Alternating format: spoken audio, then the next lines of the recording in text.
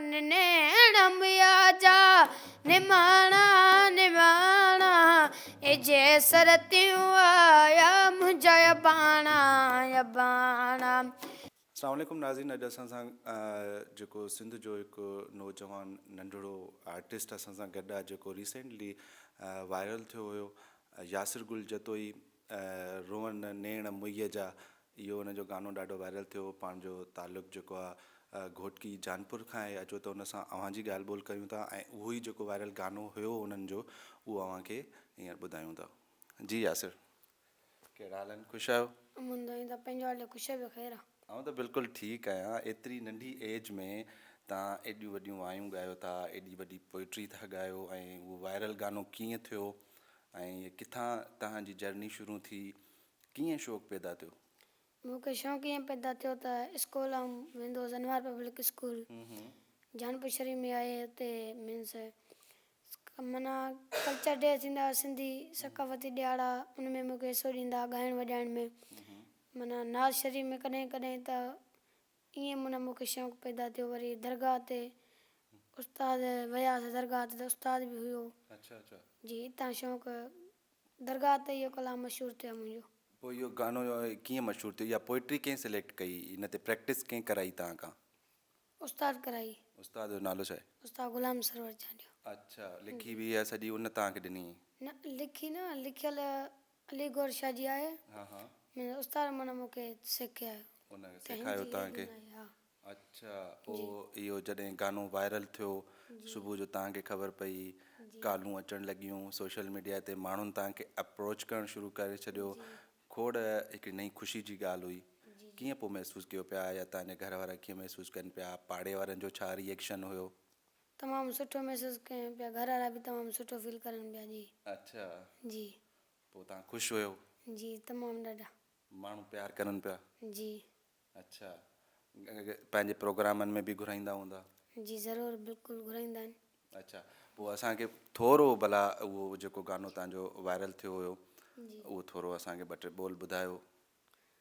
Rowan नेणमिया जा निमाणा निमाणा, Rowan नेणमिया जा निमाणा निमाणा ए जे सरतियूं आया मुंहिंजा यबाणा यबाणा ए जे भेनर आया मुंहिंजा यबाणा यबाणा मनहड़ा परे वया जय ॾेई मनहड़ा परे वया जय ॾेई सरतियूं सभेई मां सुञाणा सुञाणा भेनरूं सभेई मां सुञाणा सुञाणा रोवन नेणमिया जा निमाणा निमाणा ए जे सरतियूं आया मुंहिंजा यबाणा यबाणा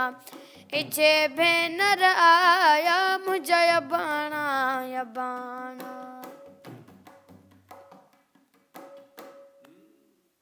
एतिरो ई? अच्छा, ॿियो तव्हांजो को फेवरेट जेको तव्हांखे पसंदि हुजे, नई का कंपोज़िशन, नई का पोइट्री? शाइर कहिड़ो पसंदि आहे पहिरियों त इहो ॿुधायो? शाइर काफ़ी सुठा आहिनि। तव्हांजो कहिड़ो पसंदीदा आहे? सांवल मीराली। अच्छा, जी, तव्हांखे का यादि आहे हुनजी पोइट्री ॻायल जेकी तव्हां हाणे रिसेंटली ॻाई हुजे? जी जी यादि आहे। थोरो ॿुधायो। दुख ॾिना अथई प्यारा दुख ॾिना अथई, दुख ॾिना अथई जानी दुख ॾिना अथई, ऐं दिलि रुनिया ॿई निणर न अथई निणर न अथई निणर। वाह वाह, ज़बरदस्त ज़बरदस्त। सूफ़ी रंग, हा सूफ़ी रंग बि ॿुधंदासीं। अॼु तव्हां पाकिस्तान टेलीविज़न, छो जे करे पाकिस्तान टेलीविज़न खे मदर ऑफ ऑल चैनल चयो वेंदो आहे, ॾाढो पुराणो असांजो गवर्नमेंट जो चैनल आहे।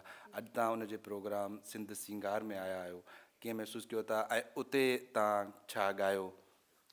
तमामु सुठो महसूसु कयूं था ऐं उते असां साईं हुज़ूरान साईं जी काफ़ियूं ॻायूंसीं। हा, सूफ़ी रंग बि आहे तव्हां में?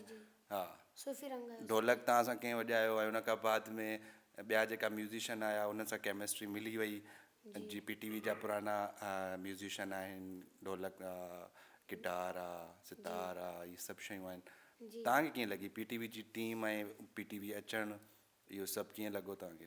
तमामु सुठो महसूसु थियो ऐं तमामु सुठो लॻो।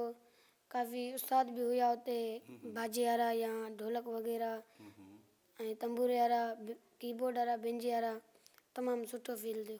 सूफ़ी रंग बि आहे तव्हां में, तव्हां वटि सूफ़ी कलाम बि अचनि था, जी हिते थोरो PTV ते बि सूफ़ी ॻायोसीं। उहो थोरो ॿुधाइजो।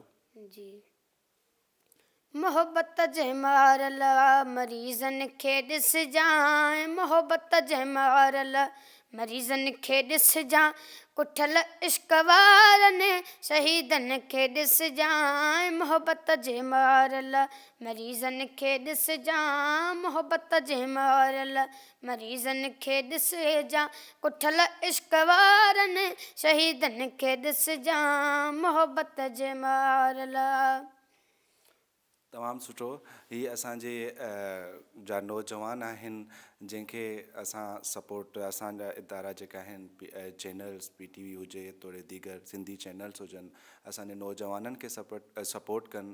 अहिड़ो टैलेंटेड छोकिरो, मां जॾहिं पाण फस्ट टाइम उनजो इहो सोशल मीडिया ते गानो वायरल ॾिठो त मां यकीनन मुंहिंजो दिलि चए पियो उन सां मिलण ते, ऐं असां सभिनि खे उन्हनि जी सपोर्ट करणु खपे।